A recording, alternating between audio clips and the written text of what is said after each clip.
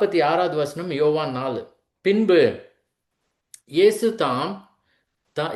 தாம் தண்ணீரை திராட்சை ரசமாக்கின கலிலேயாவில் உள்ள கானா ஊருக்கு மறுபடியும் வந்தார். அப்பொழுது கப்பர் நகூமிலே ராஜாவின் மனுஷரில் ஒருவனுடைய குமாரன் வியாதியாய் இருந்தான். இயேசு யூதேயாவிலிருந்து கலிலேயாவுக்கு வந்தார் என்று அந்த மனுஷன் கேள்விப்பட்ட போது அவரிடத்திற்கு போய் தன் மகன் மரண அவஸ்தையாய் இருந்தபடியினாலே அவனை குணமாக்கும்படிக்கு வர வேண்டும் என்று அவரை வேண்டிக் கொண்டான். 48வது வசனம். அப்பொழுது இயேசு அவனை நோக்கி, நீங்கள் அடையாளங்களையும் அற்புதங்களையும் காணாவிட்டால் விசுவாசிக்க மாட்டீர்கள் என்றார். அதற்கு ராஜாவின் மனுஷன், ஆண்டவரே, என் பிள்ளை சாகிறதற்கு முன்னே வர வேண்டும் என்றான். இயேசு அவனை நோக்கி, நீ போகலாம், உன் குமாரன் பிழைத்திருக்கிறான் என்றார். அந்த மனுஷன் இயேசு சொன்ன வார்த்தையை நம்பி போனான். அவன் போகையில் அவனுடைய ஊழியக்காரர் அவனுக்கு எதிர்கொண்டு வந்து, உம்முடைய குமாரன் பிழைத்திருக்கிறான் என்று அறிவித்தார்கள். அப்பொழுது எந்த மணி நேரத்தில் அவன் குணம் உண்டாயிற்று என்று அவரிடத்தில் விசாரித்தான். அவர்கள், நேற்று 7ஆம் மணி நேரத்தில் ஜுரம் அவனை விட்டது என்றார்கள். உன் குமாரன் பிழைத்திருக்கிறான் என்று இயேசு தன்னுடனே சொன்ன மணி நேரம் அதுவே என்று தகப்பன் அறிந்து அவனும் அவன் வீட்டார் அனைவரும் விசுவாசித்தார்கள். இயேசு யூதேயாவிலிருந்து கலிலேயாவுக்கு திரும்பி வந்த பின்பு இது அவர் செய்த 2ஆம் அற்புதம். பாருங்க, நம்ம பல நேரங்களிலும் இந்த மனுஷனுடைய பொசிஷன்ல இருந்து நம்ம பார்க்க மாட்டோம். இந்த வார்த்தையை நம்ம 3வது மனுஷரா அவுட் சைடரா இதை வாசிப்போம். இப்போ நமக்கும் பிள்ளைங்கள் இருக்காங்க. இப்போ நம்முடைய பிள்ளைங்கள் ஒருத்தர் மரண தருவாயில் இருந்தார்கள்னா, at the point of death, சாக கிடைக்கிற தருவாயில் இருந்தா நீங்களும் நானும் என்ன பண்ணுவோம்? ரியலி யோசிச்சு பாருங்க. நம்ம கேஷுவலாக ஜெபம் பண்ண மாட்டோம், ரைட்? காலையில் இன்னைக்கு ஜெபம் பண்ணுவோம், நைட் ஜெபம் பண்ணுவோம். ஆனால் அந்த பிள்ளையே உயிர் போகிற தருவாயில் இருந்தால், அதுவும் நீங்கள் பக்கத்திலே உட்காந்து பார்க்குறீங்க, அப்படியே ரொம்ப வலி, பெயின்ஃபுல்லாக இருக்குது, பேச முடியல, சாப்பிட முடியல, அப்போ என்ன பண்ணுவோம்? கதறி அழுவோம் இல்லையா? அது யார்கிட்ட கதறி அழுவோம்? முதலாவது நம்ம போய் டாக்டர்ஸ்ட்டை போய் கேட்போம், நர்சஸ்ட்டை கேட்போம். அவங்களால குணப்படுத்த முடியல, இவ்வளோதான்ப்பா பண்ண முடியும், இதுக்கு மேலே ஒன்றும் பண்ண முடியாது, இனிமேல் நீ போய் ஜெபம் பண்ணாதான் உண்டு, கடவுள் பண்ணாதான் உண்டுன்னு சொல்கிறப்போ நம்ம எப்படி கதறி அழுவோம்? அதுவும் டாக்டர்ஸ் எஸ்பெஷலி சொல்கிறாங்கன்னு வச்சுக்கோங்க, இன்னும் மேபி ஃபியூ டேஸ் தான் இருக்குது இந்த பிள்ளைக்கு, உங்கள் பிள்ளைக்கு உயிரோட இருக்கிறதுக்கு அப்படின்னு சொல்கிறப்ப என்ன பண்ணுவோம்? சாப்பிட மாட்டோம், தூங்க மாட்டோம். என்னடா இவ்வளோ ட்ரீட்மெண்ட்டு இருந்து ஒன்றும் ஆலையே, கடவுள் கிருபையாக இருந்து அவருக்கு நமக்கு இந்த ஒரு கரிசனை காமிப்பாரா அப்படின்னு சொல்லி கதறி அழுவோம். அந்த மாதிரியான சிச்சுவேஷனில் தான் இந்த மனுஷன் வந்தான். அவனுக்கு இருந்தது இந்த குமாரன் மரண அவஸ்தையில், almost to the point of death.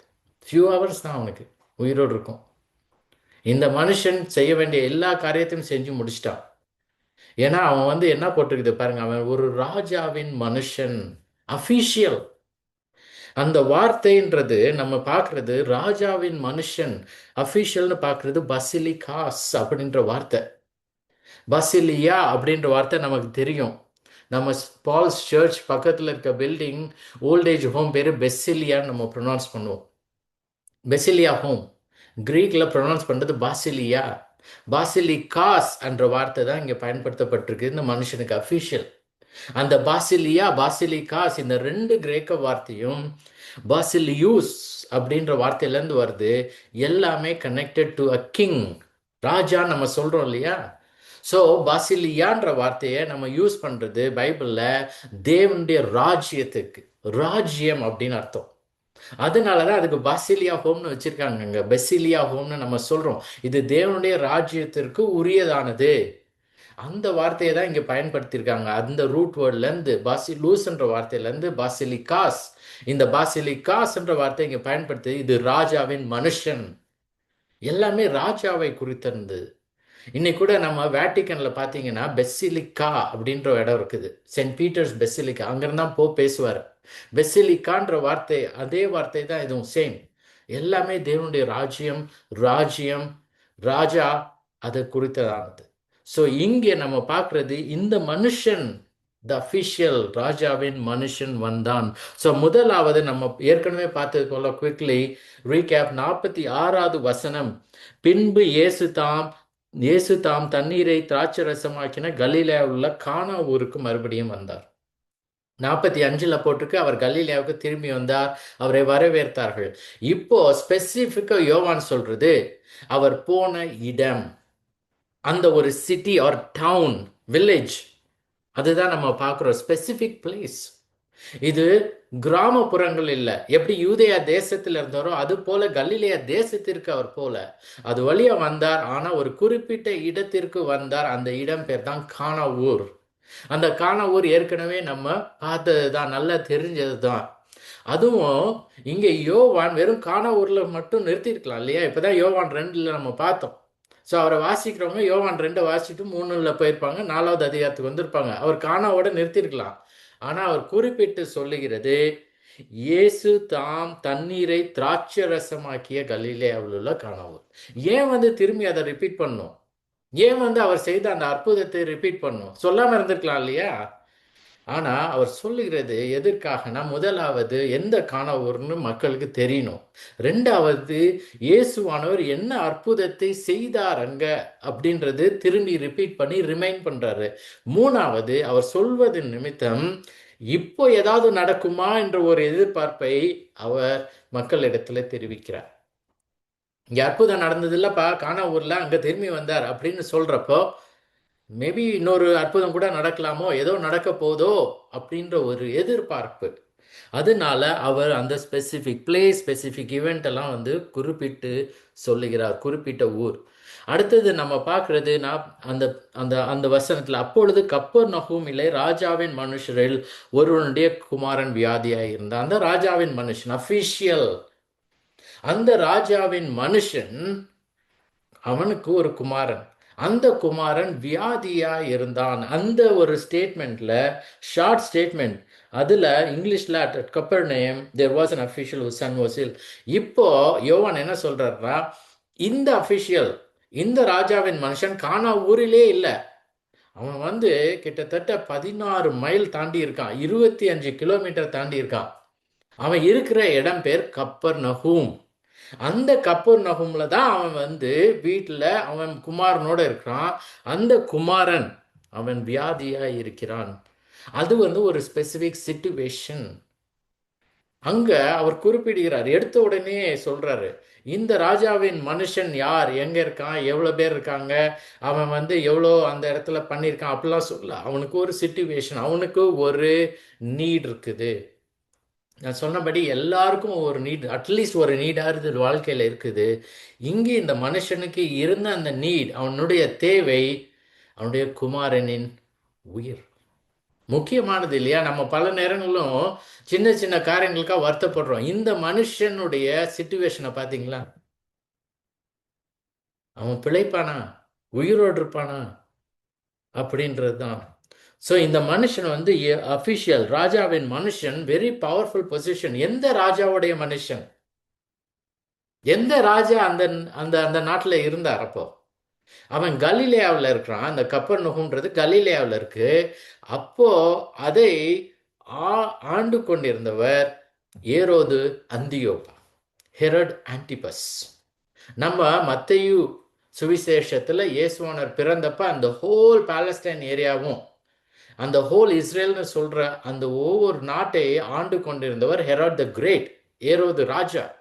ஆனா அவர் இறந்து விட்டார். இப்போ அவருடைய பையன்களுக்கு பாகமாக, பல பாகமாக அது பிரிக்கப்பட்டு, இப்போது கலிலேயா பகுதியை ஆண்டு கொண்டிருந்தவர் ஏரோது அந்தியோப்பா, அவருடைய ஒரு பையன் ஹெரோட் ஆன்டிபஸ். அந்த ஹெரோட் ஆன்டிபஸ், அந்த ஏரோது ராஜாவின், இந்த அஃபிஷியல் ராஜாவின் மனுஷனா இருந்தான். அது மட்டும் இல்லை, இவன் ரொம்ப பவர்ஃபுல்லான ஒரு பொசிஷன். இது எப்படி நமக்கு தெரியும் பாருங்க. நம்ம வாசிச்சப்போ அவன் திரும்பி போறப்ப யார் அவன்கிட்ட மீட் பண்ணி சொல்றாங்க, அவனுடைய குமாரன் பிழைத்திருக்கிறான்னு? அவனுடைய ஊழியக்காரர். அப்படின்னா என்ன அர்த்தம்? He had servants. அவ்வளோ சர்வன்ட்ஸ் வச்சிருக்கான் அவன். அவ்வளோ பெரிய பவர்ஃபுல் பொசிஷன் இந்த ராஜாவின் மனுஷன். அப்படிப்பட்ட மனுஷன் வேற வழியே அவனுக்கு இல்லாம இயேசு இடத்துல வரான். அவன் வந்து எங்கெங்கயோ போய் என்னென்னோ ட்ரீட்மெண்ட்டா பண்ணியிருக்கலாம். ஆனா கடைசியா அவன் குமாரனுக்கு உயிர்ன்றது கொடுக்கறது இயேசுவானவர் மட்டும்தான் முடியும்னு சொல்லி அந்த மனுஷன் வரான் பாருங்க, எதிர்பார்த்து. அதுதான் நம்ம பார்க்குறோம். ஸோ இப்போ நம்ம பார்க்கறது இந்த வசனங்கள் மூலமா நமக்கு என்ன தெரியுது? இந்த 46ல் பார்க்குறோம், குமாரன் வியாதியா இருந்தா, 47ல மரண அவஸ்தை, 49ல் பிள்ளை சாகிறதுக்கு முன்னே வர வேண்டும். இந்த மாதிரி சிச்சுவேஷன்ல உங்களுக்கு யாராவது இருந்து தெரியுமா? பார்த்துருக்கீங்களா? குமாரனோ குமாரத்தையோ சாக கிடைக்கிற நிலைமை. அதுவும் நம்ம குமாரன்னு சொல்றப்ப வயசானவங்க இல்லை, 50-60 வருஷம் இல்லை, ஒரு டீனேஜரோ இல்லை ஒரு சின்ன ஒரு குழந்தை பேபி பிறந்தோ பார்த்துருக்கீங்களா? எனக்கு அந்த அனுபவம் இருக்குது. ஏன்னா நான் பார்த்தேன். அந்த பிள்ளை, ஒரு பிள்ளை ஹாஸ்பிட்டலில் இருந்து அந்த பிள்ளைக்கு பிளட் கேன்சரோட அந்த பேபி இருந்தது. அந்த பேபினா சில மாசங்கள் தான் பிறந்து. அப்படிப்பட்ட தருணத்தில் அதோடைய தகப்பன், ஃபாதர் ஆஃப் த சைல்டு, எங்களிடத்துல ஃபோன் பண்ணி வந்து ஜெபம் பண்ணுங்கன்னு கேட்டார். சரி, நாங்களும் போய் அந்த ஹாஸ்பிட்டலில் போய் இந்த டியூப்ஸாக போயிட்டு இருந்துச்சு. அந்த சின்ன பிள்ளை இவ்வளோதான்.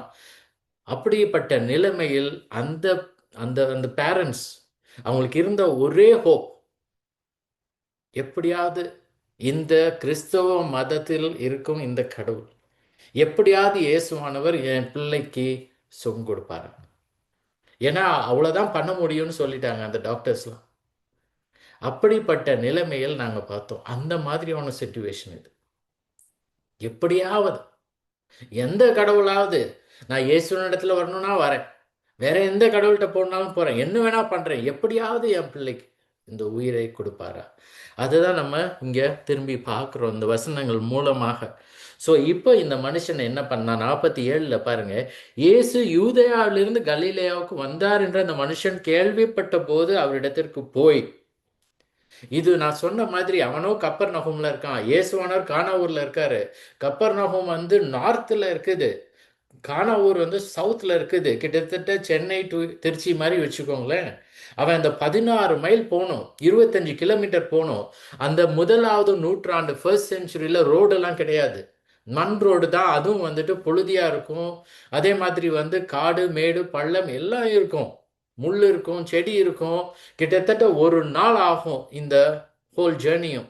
கப்பர் நோம்லேருந்து கானாவூருக்கு ஒருத்தர் போகணும் அப்படின்னா ஒரு நாள் ஆகும். இந்த மனுஷன் இயேசுவானவர் வந்ததை கேள்விப்பட்டு, எப்படி கேள்விப்பட்டான்? ஏன்னா அவன் ராஜாவின் மனுஷன். அவனுக்கு எப்படியோ இந்த கலிலேயா மக்கள் வெல்கம் பண்ணாங்க இல்லையா, வரவேற்றார்கள். இந்த கலிலேயா மக்கள்ல யாரோ போய் சொல்லியிருக்காங்க, இயேசுவானவர் வந்து விட்டார் யூதேயாவிலிருந்து, அவர் பண்ண அந்த அற்புதங்களை நாங்கள் பார்த்தோம் அப்படின்னு சொன்னனால இந்த மனுஷன் என்ன பண்றான்? மேபி நான் போய் பார்த்து கூட்டிட்டு வந்தா இங்க வந்து என் வீட்டில் வந்து அவர் என் மகனை தொட்டு குணப்படுத்த முடியுன்ற ஒரு ஒரு ஒரு எக்ஸ்பெக்டேஷனோட போறான். அதனால தான் அவன் போய் என்ன சொல்றான் பாருங்க, 47வது வசனத்துல, இயேசு யூதேயாவிலிருந்து கலிலேயாவுக்கு வந்தார் என்று அந்த மனுஷன் கேள்விப்பட்ட போது அவரிடத்திற்கு போய் தன் மகன் மரண அவஸ்தையா இருந்தபடினாலே அவனை குணமாக்கும்படிக்கு வர வேண்டும் என்று அவரை வேண்டிக் கொண்டான். வாங்க, இது வந்து கேஷுவலாக வந்து கொஞ்சம் வரீங்களா, என்னோட வந்து பாருங்க என் பையன் வந்து ரொம்ப கஷ்டப்படுறான் அப்படின்றது இல்லை. இது வந்து கெஞ்சி கதறி அழுது கேட்பது. தயவு செஞ்சு வாங்க, என் பையன் சாக போகிறான், நான் ஒரு நாள் ஃபுல்லாக வந்திருக்கேன், பல மணி நேரம், இன்னும் அவனுக்கு ஒரு நாளோ 2 நாளோ, இன்னும் ஒரு ஃபியூ ஹவர்ஸ் தான் இருக்குது, நீங்கள் வந்து தான் குணமாக்க வேண்டும் என்று கெஞ்சி கதறி கேட்கிறான். அதாவது பெக்டு ஏர்னஸ்ட்லி அப்படின்றது தான் அது.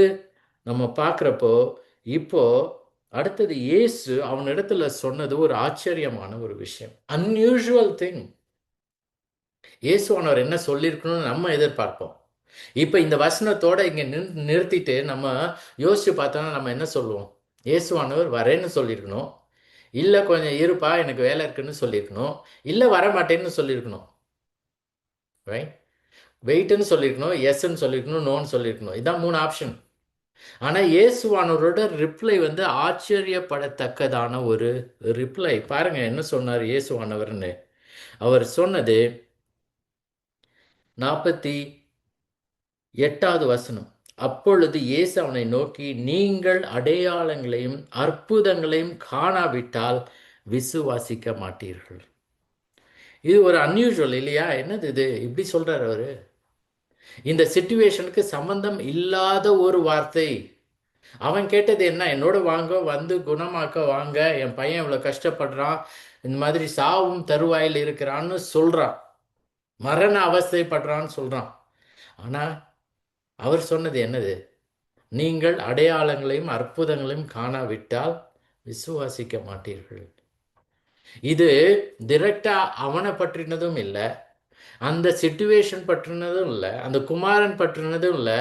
இது பொதுவாக அவர் சொன்ன ஒரு விமர்சனம், ஈவன் குற்றச்சாட்டு. It is a specific comment, specific criticism. பொதுவாக அங்க பாருங்க, நீன்னு போடல, நீங்கள் ப்ளூரல்ல இருக்குது. இங்கிலீஷ்ல வெறும் யூன்னு மட்டும்தான் இருக்கும். யூ ஆல்னு அர்த்தம். நீங்கள் எல்லாரும், எல்லா மக்களும், நம்ம உட்பட. என்னது? ஏதாவது அடையாளம் அற்புதம் நடந்துச்சுன்னா நான் விசுவாசிப்பேன், நடக்கலைன்னா போயிடுவேன். ஒரு கண்டிஷனோட வரும். அது இயேசுவானவர் ஒரு குற்றச்சாட்டாக இந்த ஒரு ராஜாவின் மனுஷன் முன்னாடி வைக்கிறார். நான் அடையாளத்தை செய்யணும், அற்புதத்தை செய்யணும், இதுக்கு தானே வரீங்க? நான் என்ன சொல்ல போறேன், நான் யார் அப்படின்றத பற்றி உங்களுக்கு வந்து இட்ஸ் நாட் யுவர் ப்ரையாரிட்டி, முக்கியமானது இல்லை. எப்படியாவது உலக பிரகாரமாக ஒரு அடையாளத்தை அற்புதத்தை செய்வாரா அப்படின்னு சொல்றதுக்காக நீங்க வரீங்க இல்லையான்னு சொல்லி வித் அ ஸ்பெசிபிக் கிரிட்டிசிசம். அதுல பாருங்க, இவனோ உடல் ரீதியாக சுகம் அடைகிறதுக்காக அவன் வரான், அதான் ரிக்வெஸ்ட் அவனுக்கு. ஆனா அவர் சொல்றது என்னது? unless you believe in signs and wonders you will not believe. அவர் சொல்லுகிறது ஆத்தும ரீதியில் உனக்கு என்ன தேவை? உடல் ரீதியான தேவைக்காக தான் வந்தான். ஆனா இயேசுவனர் எல்லாவற்றையும் மாற்றுறாரு. ஆத்தும ரீதியில் உனக்கு என்ன தேவை அப்படின்றதோட அவர் சொல்லுகிறார். அதுபோல இந்த குமாரன் மரிக்க போகிறான், என்ன உடல் பிரகாரமாக. ஆனா அவர் பேசுகிறதோ ஆத்தும ரீதியில் மரித்த நிலைமையை குறித்து பேசுகிறார். நீங்க எல்லாரும் ஆத்தும ரீதியில் மரித்திருக்கிறீர்கள். நீ வரிய உன் குமாரன் மரிக்க போகிறான்னு, அது பிசிக்கலி.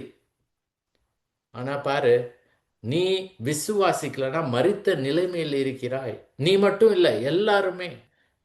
யாரெல்லாம் வந்துட்டு இந்த அற்புதம் அடையாளத்தையே நோக்கி வராங்களோ அவர்கள் எல்லாரும் மரித்த நிலைமையில் இருக்கிறார்கள். அதை பார்த்தாதான் நீங்க வந்து விசுவாசிப்பீர்கள்னு சொல்லி ஒரு ஸ்பெசிபிக் கிரிட்டிசிசம், குற்றச்சாட்டு. இப்போ அடுத்தது நம்ம பார்க்கறது, இயேசுவானவர் 49வது வசனத்துல பாருங்க, அதற்கு அந்த மனுஷன் என்ன சொன்னான்னு. அந்த மனுஷனோ எப்படி இந்த சமாரிய பெண்ணோ அவர் சொன்னது, அந்த ஜீவ தண்ணீரை சொன்னப்ப என்ன சொன்னாவ? அதை கொஞ்சம் கொடுங்க, நான் இந்த கிணற்றுக்கு நான் திரும்பி வர வேணாம், அதை கொடுத்தீங்கன்னா நான் அதை வச்சே குடிச்சுக்கிட்டு இருப்பேன்னு சொன்னா. எல்லாமே திரும்பி அவ பாயிண்டே தான் அவ பேசினான்.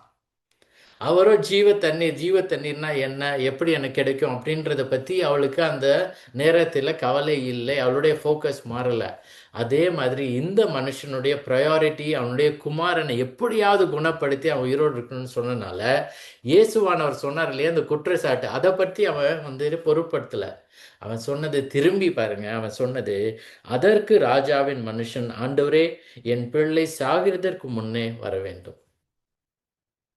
நம்மளும் அதானே பண்ணுவோம். ஏன்னா நம்ம மனசுல என்னது, நம்மளுடைய ப்ரையாரிட்டி என்ன? இயேசுவானவரோ மற்றவங்களோ எதுனா சொல்லிட்டு போட்டோம், பட் எனக்கு வேண்டியது என்னுடைய பையனோட உயிர், அதுதான் எனக்கு வேணும். அதை தான் அவன் திரும்பி வந்து ரீஇட்டரேட் பண்றான், திரும்பி சொல்றான், எப்படியாவது அவர் அதை செய்வாரா. ஸோ இதில் நம்ம பார்க்கறது, இயேசுவானவர் வந்து ஒரு அக்கறை இல்லாமலோ, அவர் சொன்னப்போ நீங்கள் இந்த அற்புதம் அடையாளத்தையும் காணாவிட்டால் விசுவாசி சொன்னப்போ நம்ம அவர் ஒரு அக்கறையே இல்லாமல் சொல்றாரே அப்படின்னு கூட நினச்சிக்கலாம். இல்லை, அதை பற்றி அவர் வந்து இக்னோரண்ட் ஆர் இன்சென்சிட்டிவாக பேசுகிறாரே, நம்ம என்ன யோசிப்போம்? கவலைப்படாதப்பா, நான் வந்து குணமாக்குறேன், இல்லை கவலைப்படாப்பா நான் ஜெபம் பண்ணிக்கிறேன்ப்பா, அப்படிதான் நம்மளாம் சொல்லுவோம். அந்த மாதிரி சொல்லாம அவர் என்ன இப்படி சொல்றாருன்னு. ஆனா இயேசுவானவருக்கு என்ன தெரியும், என்ன அவர் செய்ய போகிறாருன்றது. ஏன்னா அவர் தான் he is the author of life. அவர் தான் ஜீவாதிபதி. ஜீவனை கொடுக்கிறவரும் ஜீவனை எடுக்கிறவரும் அவரே. அவருக்கு தெரியும் என்ன பண்ண போகிறார் அப்படின்றதுனால அவர் சொல்றப்போ, இந்த இந்த ஒரு வாக்கியம், it is not because of insensitiveness but rather he knew. So அது வந்து ஒரு இப்போ 50வது வசனத்தில் அவன் கேட்கிறப்போ நம்ம பார்க்குறது, அவர் சொல்லுகிறது 50வது வசனம், இயேசு அவனை நோக்கி, நீ போகலாம், உன் குமாரன் பிழைத்திருக்கிறான் என்றார். எப்படி அவர் சொல்லலாம்? அவர் அந்த இடத்துலயே இல்லையே. பல நேரங்கள் நம்ம அற்புதங்கள் பார்க்குறப்ப அவர் இருக்கிற இடத்துல தான் அவர் செய்வார். இங்கேயோ இந்த மனுஷன் வந்து கேட்குறான், திரும்பியும் சொல்றான், தயவு செஞ்சு வாங்க அப்படின்னு சொல்றான். அவன் சாக கிடக்கிற நிலைமையில இருக்கிறான் அப்படின்னு சொல்றான், மரண அவஸ்தையில இருக்கிறான்னு சொல்றான். பாருங்க, இந்த அற்புதம் ஒரு டிஃப்ரெண்டான ஒரு அற்புதம். நம்ம பைபிள்ல பார்த்தீங்கன்னா நிறைய அற்புதங்களை இயேசுவானவர் செய்தார் சுவிசேஷங்கள்ல. அதில் பார்த்தீங்கன்னா இந்த அற்புதம், சில அற்புதங்களில் நான் சொல்லி டிஃபரன்ஷியேட் பண்ணுறேன். அதுதான் கொஞ்ச நேரம் நம்ம இன்னைக்கு பார்க்க போகிறோம்.